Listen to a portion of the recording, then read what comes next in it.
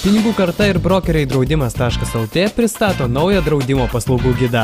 Skaitykite, lyginkite, sekite, domėkitės, kas vyksta su jūsų pinigais. Skaičiuosime kartu, taupysite jūs. Antradienį pinigų kartoje svarbiausi šios vyriausybės priimti sprendimai ir jų įvertinimas. Kas mes ne žmonės? Tarsime visuotiniais protestais palydėtą visko mažinimą ir jo pasekmes. Tai negailestingai apkarpyti atlyginimai, pensijos, motinystės ir kitos socialinės išmokos. Asmeniškai aš nukentėjau materialiai, bet kartu su manim nukentėjo ir mano šeima, mano gerbūvis, mano motyvacija dirbti. Aš daviau priesaiką, aš savo darbą vykdau. Tačiau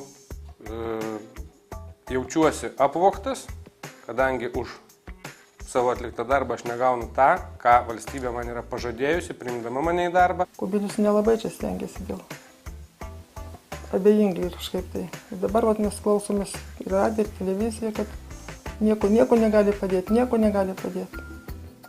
Gal nereikia ten kol kas tos pinigus mėtyt, kur dar galime palaukti, kažkoks tai pastatas, kuris dar nebūtina, daleiskim, užbaigti ant tos, mes visi, aišku, džiaugsimės ir turbūt, kada bus pabaigti tie valdovų rūmai, bet dabar, tai man atrodo, galima biskį palaukti.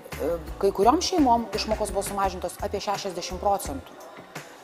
Tai reiškia, kad tos šeimos, kurios iš tiesų dirbo, buvo mokios, dėjo labai daug pastangų, kad savo šeimą išlaikyti ir gyventi pakankamai kokybiškai, dabar jau yra ties beveik skurdo riba. Taip pat aptarsime darbus nuveiktus verslo, energetikos ir investicijų srityse. Studijoje apie visus šiuos ministrų kabineto užmojus Andrius Tapinas kalbins finansų ministrę Ingridą Šimonytę. Balais jos vertins politikos apžvalgininkas Artūras Račas.